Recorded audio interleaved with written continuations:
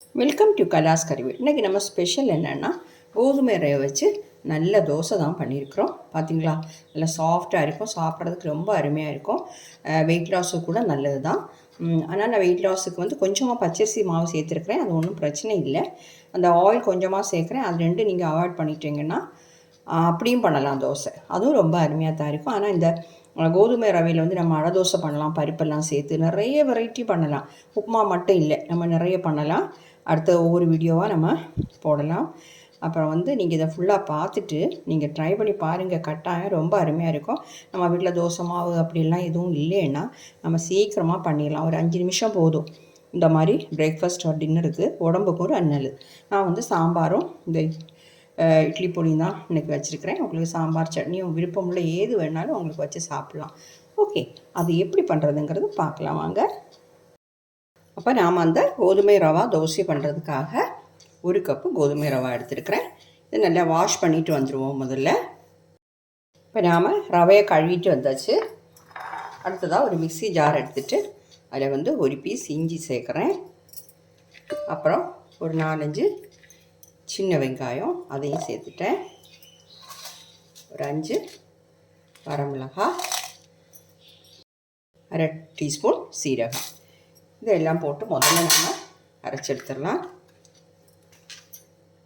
இந்த மாதிரி தான் அரைச்செடுத்துருக்கிறேன். இது கூட நாம் இனி ரவையை சேர்த்து அரைச்சிட வேண்டியது தான்.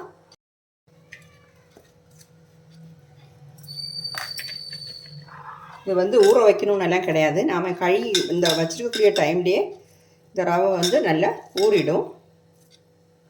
கொஞ்சமாக தண்ணி சேர்த்து கொஞ்சம் கொரகொரப்பாக அரைச்சிக்கோங்க. நம்ம இட்லி மாவுலாம் அரைப்போமே அந்த மாதிரி ரொம்ப கொரகொரப்பாக குருணையாக அரைக்கக்கூடாது. இட்லி மாவு பதத்துக்கு அரைச்சிக்கோங்க.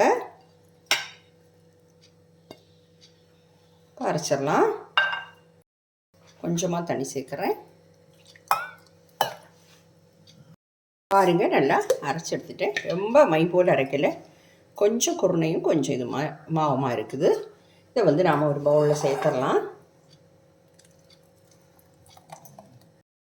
மிக்ஸி ஜாரில் கொஞ்சம் தண்ணியும் இதில் சேர்த்துருக்கிறேன். இது கூட வந்து நம்ம 1/4 கப்பு பச்சரிசி மாவு சேர்க்குறேன்.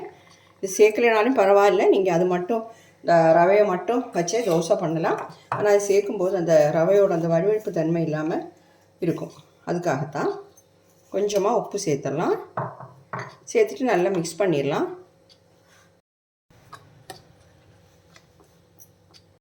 இது கூட வந்து நான் கொஞ்சம் கொத்தமல்லி தழை, கறிவேப்பிலை இது ரெண்டையும் சேர்க்குறேன். பொடியாக நறுக்கி சேர்த்துக்கோங்க. நாம் இப்போவே தோசை ஊற்றிடலாம். கொஞ்சமாக தண்ணி தேவைப்பட்டால் அதையும் சேர்த்து மிக்ஸ் பண்ணிடலாம். நான் வந்து கொஞ்சமாக தண்ணி சேர்க்குறேன், 2 ஸ்பூன் தான், நிறைய தண்ணி சேர்க்கக்கூடாது. இது வந்து உங்களுக்கு இந்த ரவை வந்து ரொம்ப கொஞ்சம் பெருசாக கிடைக்கதும் இருக்கும். இந்த ரவை வந்து ஊறல சாஃப்ட் ஆகலேன்னு உங்களுக்கு பட்டுதுன்னா நீங்கள் ஒரு 5 நிமிஷம் இதை மூடி வச்சு ரெஸ்ட் பண்ண வச்சுட்டு அப்புறமா தோசை ஊற்றிக்கலாம். நான் வந்து உடனே தான் அதை ஊற்ற போகிறேன். ரவை வந்து நல்லா சாஃப்டாக தான் இருக்குது. ஓகே, அப்போ தோசை ஊற்றுற பதத்துக்கு நாம் தண்ணி சேர்த்து மிக்ஸ் பண்ணிடணும். மிச்ச தண்ணி சேர்க்குறேன். பார்த்து கொஞ்சமாக சேர்த்துக்கோங்க. உங்களுக்கு உப்பு போதுமானு செக் பண்ணிக்கோங்க. நான் வந்து போட்ட உப்பு கரெக்டாக தான் இருக்குது எனக்கு. தோசை ஊற்றிடலாம்.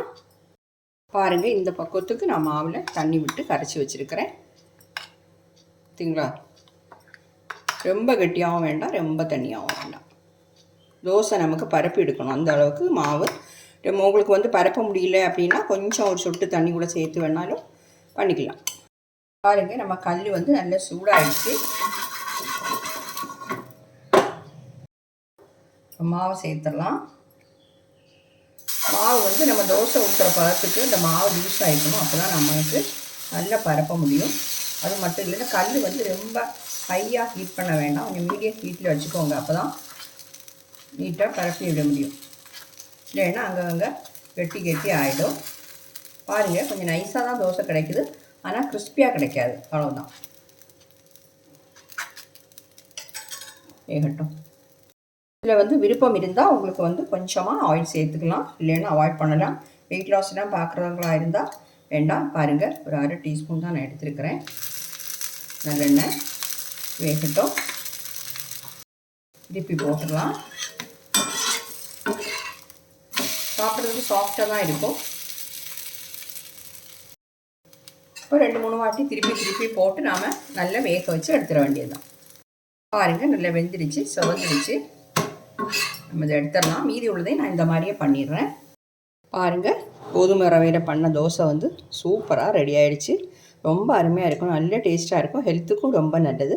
நீங்கள் வந்து நான் சொன்ன மாதிரி இந்த பச்சரிசி மாவு சேர்க்காம கூட உங்களுக்கு இது பண்ணிக்கலாம், ஒன்றும் பிரச்சனை இல்லை. வெயிட் லாஸுக்கு பார்க்குறவங்களுக்கு ஆயில் சேர்க்காமையும் பண்ணிக்கலாம், அதுவும் ரொம்ப நல்லா தான் இருக்கும்.